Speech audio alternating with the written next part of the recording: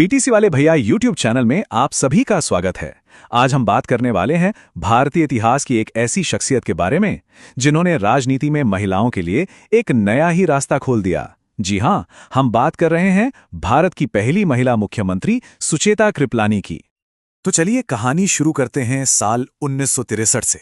देखिए, भारतीय राजनीति के इतिहास में ये सिर्फ एक साल नहीं था, बल्कि ये एक मील का पत्थर था। एक ऐसा साल जिसने आने वाले वक्त के लिए इतिहास ही बदल कर रख दिया।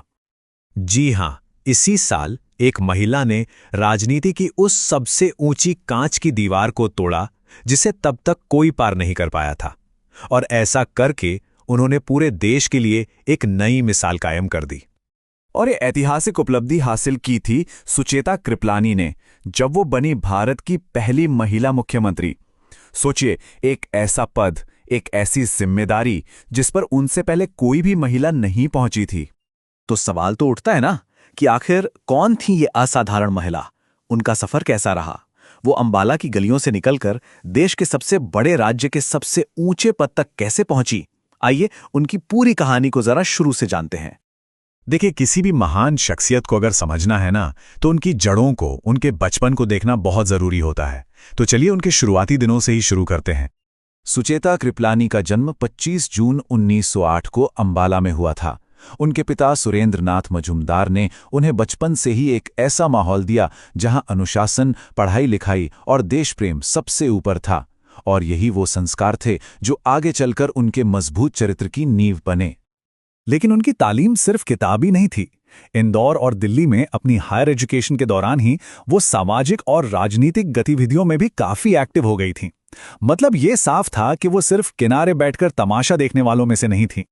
और जब दिल में देशभक्ति की ऐसी आग जल रही हो, तो जाहिर है उनके कदम भारत के स्वतंत्रता संग्राम की ओर तो बढ़ने ही थे।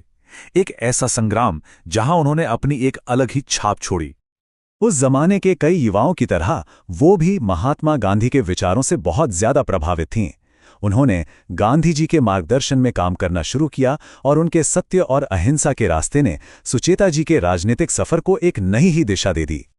फिर आया 1942 का भारत छोड़ो आंदोलन, और इसमें उन्होंने एक निडर योद्धा की तरह हिस्सा लिया। अपनी एक्टिविज्म की वजह से उन्हें जेल भी जाना पड़ा, लेकिन अंग्रेजी हुकूमत की सलाखें उनके हौसले को भला कैसे कैद कर सकती थीं। इस आंदोलन के बाद तो वो कांग्रेस पार्टी की सबसे मजबूत और सम्मानित महिला नेताओं में गिनी जाने लगी।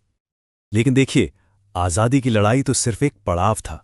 असली काम तो अब शुरू होना था, एक नए आजाद भारत को बनाने का काम। और इस काम में भी वो एक वास्तुकार की तरह शामिल हुई। उन्हें भारत की संविधान सभा का सदस्य चुना गया। ये कोई छोटी मोटी बात नहीं थी। जरा सोचिए, वो उन गिनी चुनी महिलाओं में से एक थीं जिन्हें हमारे देश का संविधान लिखने की ऐतिहासिक जिम्मेदारी सौंपी गई थी। आजादी के बाद भी देश सेवा का उनका जुनून कम नहीं हुआ। वो कांग्रेस की एक सीनियर लीडर बनी, लोकसभा सांसद भी चुनी गईं, और उनका पूरा फोकस था जरूरी कामों पर, जैसे कि शिक्षा को बेहतर बनाना, महिलाओं को उनके अधिकार दिलाना और प्रशासनिक सुधारों को लागू करना। और अब हम आते हैं उनके सफर के उस शिखर पर जहां उन्होंने वो कर दिखाया जिसने उन्हें इतिहास में हमेशा के लिए अमर कर दिया। वो बनी उत्तर प्रदेश की मुख्यमंत्री, और जैसा हमने पहले बताया, ये पद हासिल करने वाली वो पूरे भारत की पहली महिला थी। उनका कार्यकाल 1963 से 1967 तक रहा, जो वाकई में उनकी एक असाधारण यात्रा का सबूत है। मुख्यमंत्री के तौर पर उनका काम बिल्कुल उनके व्यक्तित्व का आईना था, एकदम स्पष्ट और प्रभावी। उन्होंने प्रशासन में अनुशासन लागू किया, शिक्षा व्यवस्था को मजबूती दी और कानून व्यवस्था को पूरी सख्ती और ईमानदारी के साथ संभाला। उन्हें एक कठोर लेकिन निष्पक्ष प्रशासक के रूप में जाना जाता था। इसका सीधा सा मतलब था कि वो उसूलों पर चलने वाली एक ऐसी नेता थीं जिनके लिए अपना फर्ज ही सब कुछ था। तो ये तो थे उनके राजनीतिक जीवन की कहानी। चलिए अब थोड़ा उनकी निजी जिंदगी और उनकी स्थायी विरासत पर भी एक नजर डालते हैं।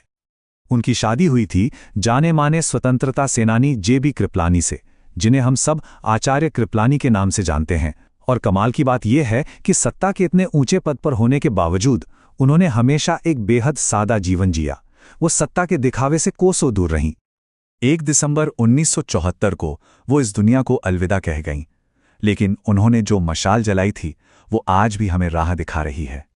तो अगर हम उनकी विरासत को समेटें तो क्या पाते हैं? वो भारत की पहली महिला मुख्यमंत्री थीं, एक समर्पित स्वतंत्रता सेनानी थीं, संविधान सभा की सदस्य थीं और महिला नेतृत्व की एक ऐसी मिसाल जो आज भी प्रेरणा देती है। इसमें कोई दो राय नहीं है कि भारतीय राजनीति और समाज में उनका योगदान हमेशा अमर रहेगा। उन्होंने उस वक्त जो दरवाजे खोले थे, आज उन्हीं रास्तों से गुजरकर अनगिनत महिलाएं देश को नई ऊंचाइयों पर ले जा रही हैं। ऐसे ही और वीडियोस के लिए बीटीसी वाले भैया यूट्यूब चैनल को सब्सक्राइब जरूर करें। मिलते हैं अगली वीडियो में, तब तक के लिए टाटा बाय नमस्कार।